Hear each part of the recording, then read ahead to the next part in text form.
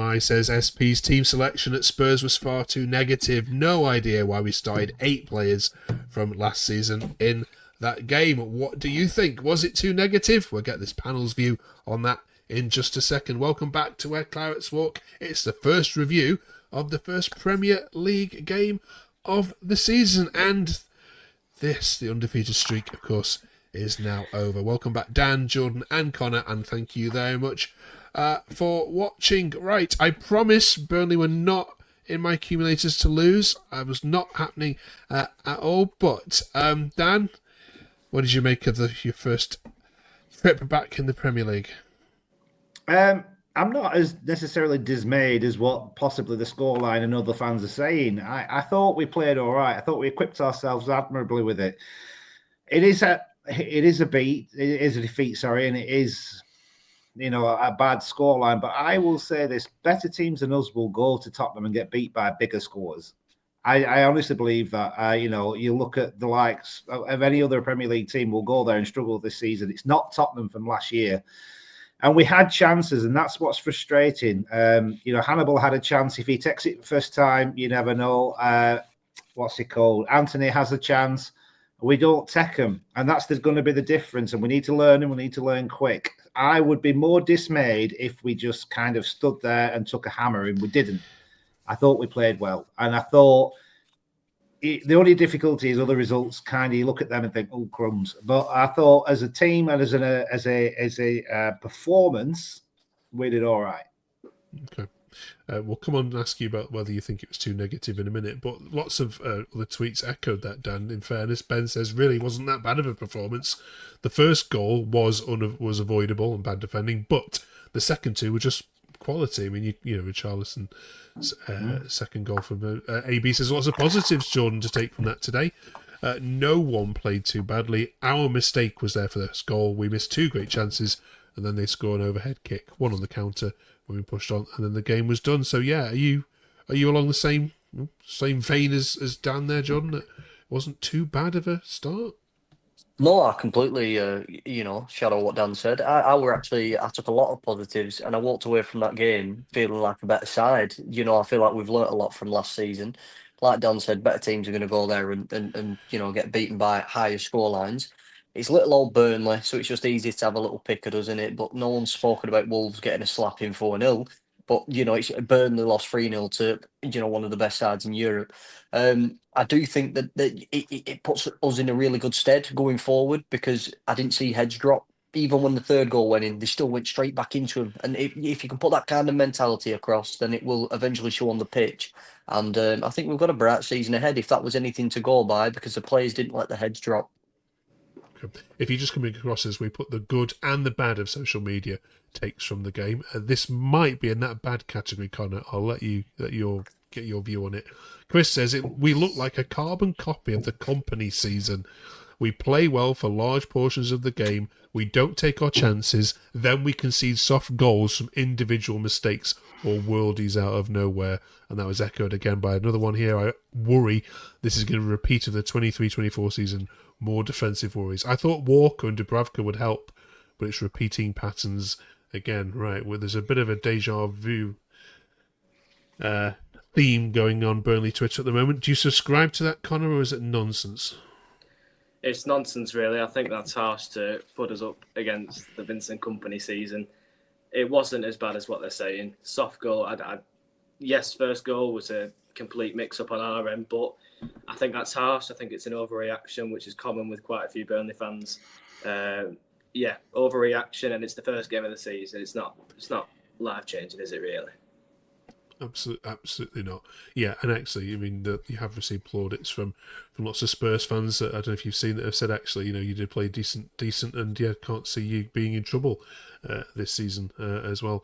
Brilliant. Also coming up then, we're also looking ahead to the Sunderland game, which of course is the next fixture. We've got our Sunderland fan waiting by to give us his view on the difference that Sunderland look like compared to when Burnley played them last. We're also looking at the Burnley kit and getting these guys' view on whether it's a good or bad version of compared to what we've had in the past, and also the players that have left Burnley as well. But let's bring in our Sunderland fan right now, as of course, Dan, you it's the first first meeting since, of course, the meeting next year. First of all, would you like to add your congratulations to Sunderland for coming up with you at all?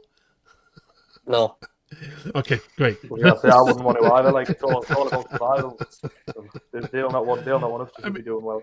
Yeah, I mean, Dan, genuinely, are you pleased Sunderland are here rather than Sheffield United? I mean, you don't have to say yes because Dylan's listening now. No, I am. I genuinely am, because I just think it's hilarious watching Sheffield United fail every time. Also, it brings that added spice to the Premier League with that extra derby that's in there with them against Newcastle. So yeah, I am glad that they've come up. I thought they had a very difficult season, and to be perfectly frank, I think we said this last year.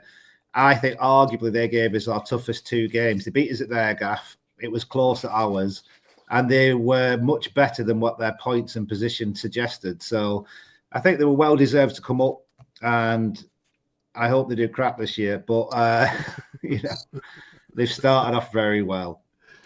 Yeah, Jordan, does Saturday's game growing significance given Sunderland's start and your start, or does it not matter? Is this one you'd mark down as 3 points regardless of what's gone prior? No, I honestly think for the accountability the team showed of themselves, like I say, again, when the heads went down, I don't see why we couldn't beat Sunderland. I am impressed with your ferociousness of beating West Ham 3-0, but realistically, I could beat West Ham on my own. When you watched how they played, it's going to be a tough competitive game. I do think you bought way too many players at one time to integrate them all. I didn't think that would go well for you, but you proved me wrong because it worked. But no, I'm really looking forward to Saturday. I think it'd be a good clash between 2 good teams. Yeah, of course it was 0-0 at the Turf last season, Dylan, and yeah, that Burnley didn't beat you. The only other side they didn't beat was, I think, you did beat Millwall. Yeah, so how do you see this one going, Dylan? And yeah, congratulations, first 3 points in the bag. Have you got a picture of the Premier League table saved at 5 o'clock? Well, I mean, I was too busy getting pissed in the 2 hours that we were top of the table, so I didn't manage to grab a screenshot. But you can't ask for much of a better start. Well, absolutely. Well, no, I want to say we played them off the park, but in the early stages, we had to just absorb the pressure.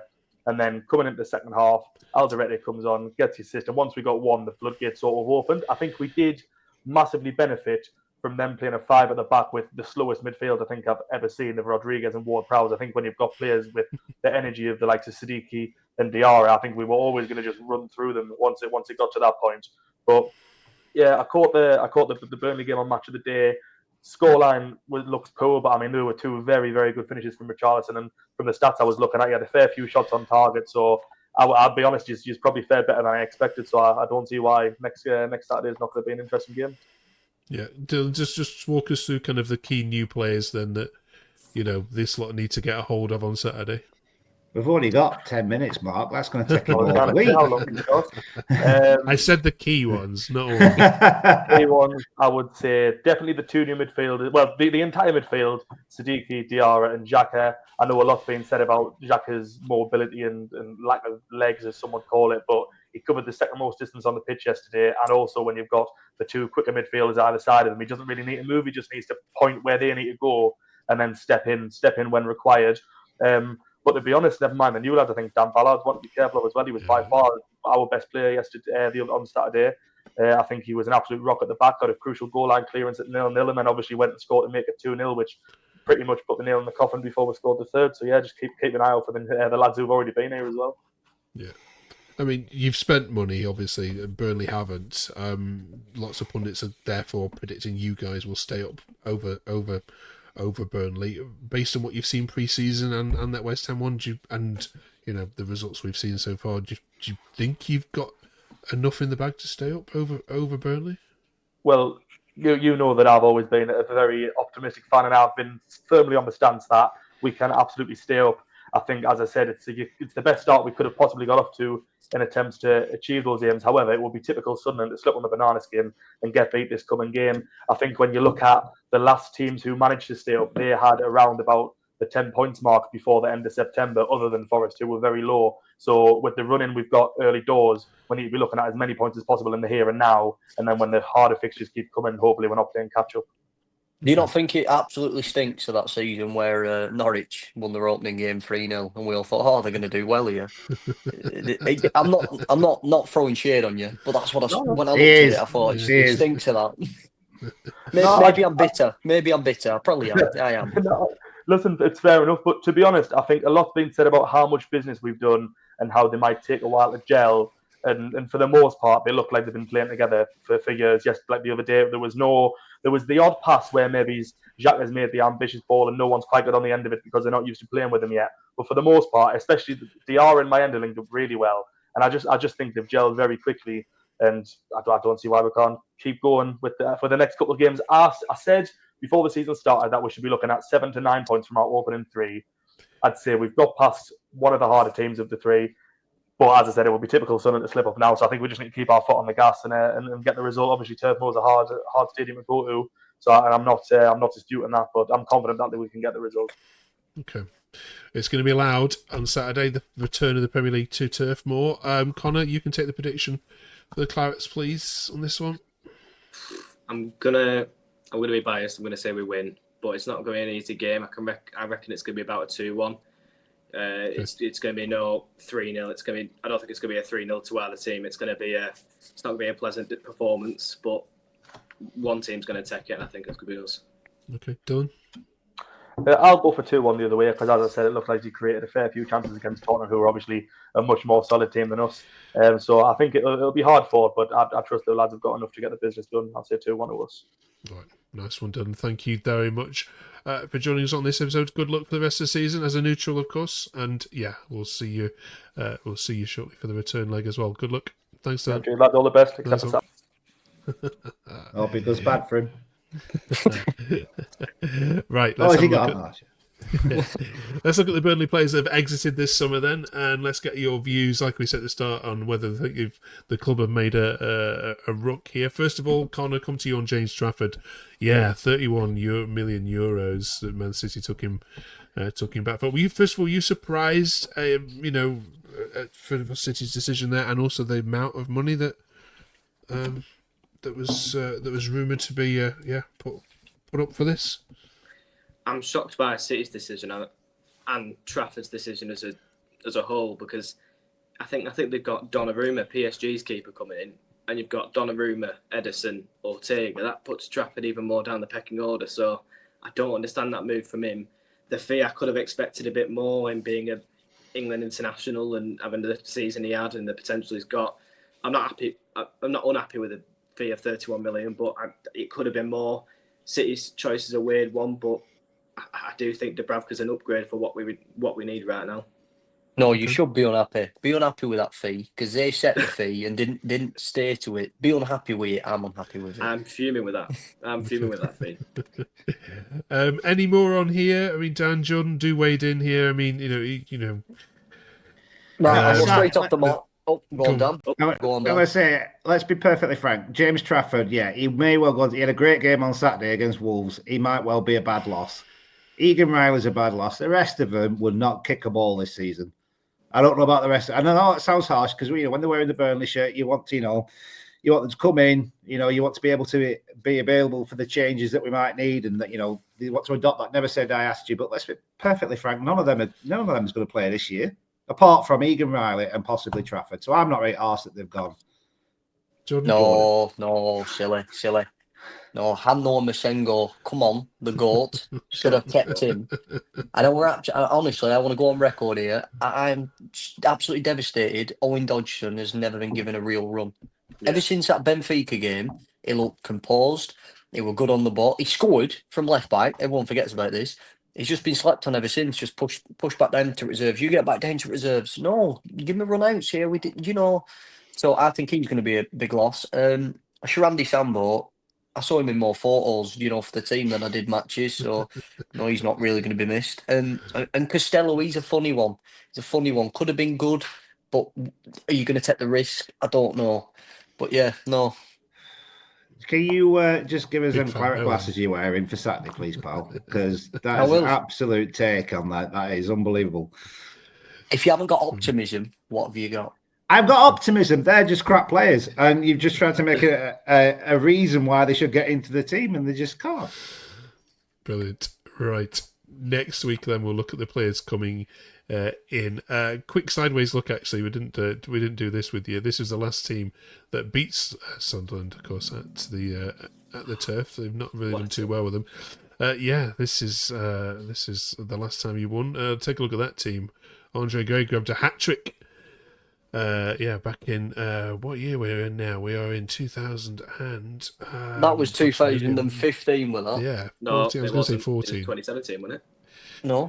No, Stephen Defoe. Name he the was year. there There we go. it were in the cup yeah. game. Yeah, it were in the that cup was game. Premier League. That was Premier League. Yeah, this is Premier League. Yeah, last time that you won at Turf Moor. Eh? That's